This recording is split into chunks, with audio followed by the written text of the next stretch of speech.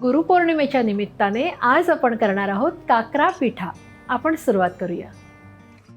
काकरा पिठा करण्यासाठी सगळ्यात आधी इथे मी 1 कप पाणी घेतलेलं आहे, ते आपण पॅन मध्ये घालून घेऊया। 1 कप एवढं दूध आपण घेऊया। आपण आता गॅस ऑन करूया। 2 टेबलस्पून एवढी साखर घालून घ्यायची। आता ह्याला आपल्याला एक उकळी येऊ द्यायची। इथे आता मी 1 कप एवढा रवा घेतलेला आहे, हा बारीक रवा आहे। 2 चिमटी एवढं मीठ घालणार आहे। हे मिक्स करून घेऊया। ह्याला उकळी आलेली आहे। आता इथे 1 टेबलस्पून एवढं तेल घालणार आहे। इथे तुम्ही तुपाचाही वापर करू शकता। ह्याला छान उकळी आलेली आहे। आता गॅस बारीक करूया आणि हा जो आपला रवा आहे तो घालून घेऊया। व्यवस्थित मिक्स करायचं आहे, आपल्याला गुठळ्या होऊ द्यायच्या नाही आहेत। ह्या मिश्रणाने सगळ्या पॅनच्या साईड सोडलेल्या आहेत। आपली उकड झालेली आहे। आता आपण ती झाकून 15 ते 20 मिनिटं ठेवणार आहोत। आणि आता आपल्याला करायचं आहे खोबऱ्याचं स्टफिंग। इथे 2 कप खवणलेला ओला नारळ घेतलेला आहे। आता आपण गॅस ऑन करूया। आपण तो थोडासा भाजून घेऊया। इथे मी 1 टेबलस्पून खसखस घेतलेली आहे। खसखससुद्धा आपल्याला नारळाबरोबर भाजून घ्यायची आहे। नारळ भाजल्यामुळे काय होतं ना, हे काकरा पिठा जे आहेत ते जास्त वेळ टिकतात। 2 कप ओला नारळ होता, तर आपण 1 कप गूळ किंवा साखर घालू शकतो। मी इथे काय केलंय, अर्धा कप गूळ आणि अर्धा कप साखर असं मी घालणार आहे। हे मिक्स करून घेऊया। जोपर्यंत आपला गूळ आणि साखर विरघळते तोपर्यंत आपण इथे 2 टेबलस्पून एवढे मी काजूचे तुकडे आणि बेदाणे घेतलेले आहेत ते घालून घेऊया। मिक्स करूया। खोबऱ्याचं स्टफिंग तयार आहे। मी गॅस बारीक करते। अर्धा टीस्पून वेलची पावडर आणि जायफळ घालायचं आहे आपल्याला। पण जायफळ नेहमी असं आयत्या वेळेसच किसून घालायचं, जी पावडर करून ठेवायची नाही।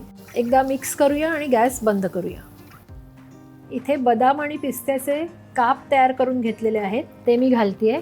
पण जी रव्याची उकड केली होती ती आता थंड झाली आहे, ती आता आपण मळून घेऊया। आता तेलाचा किंवा तुपाचा हात लावून ही उकड आपल्याला अगदी छान मळून घ्यायची। उकड अगदी छान मळून झालेली आहे। आता आपण त्याचे छोटे छोटे गोळे करून घेऊया।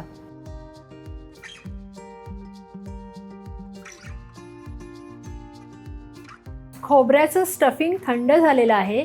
गोळे सुद्धा आपले तयार आहेत आणि एका बाजूला मी इथे तेल सुद्धा तापायला ठेवलेलं आहे। आता आपण काकरा पिठा करायला सुरुवात करूया।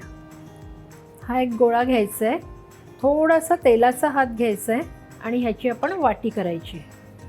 खूप पातळ करायची नाही आहे, वाटी झालेली आहे। हे स्टफिंग जे आहे ते आपण ह्यात भरायचं आहे। बंद करूया।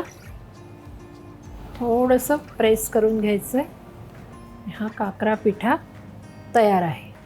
अशाच प्रकारे सगळे काकरा पिठा आपण तयार करून घेऊया। स्टफिंग खूप जास्त सुद्धा भरायचं नाही आहे, कारण आपल्याला हे तळायचं आहे आणि तळताना हे फुटता कामा नये।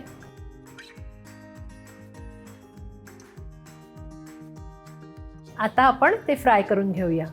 तळण्यासाठी आपण तेलाच्या ऐवजी तुपाचा सुद्धा वापर करू शकतो।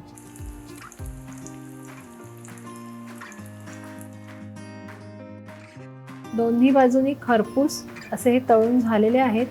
आता आपण काढून घेऊया। अशा प्रकारे आपले कुरकुरीत काकरा पिठा बनवून तयार आहेत। यंदाच्या गुरुपौर्णिमेला तुम्ही हे नक्की करून पहा, नैवेद्य दाखवा आणि कसे झाले ते मात्र आम्हाला कळवायला विसरू नका।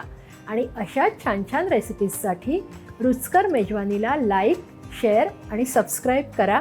आपण पुन्हा भेटणार आहोत अशाच एका छानशा रेसिपीसह पुढच्या एपिसोडमध्ये।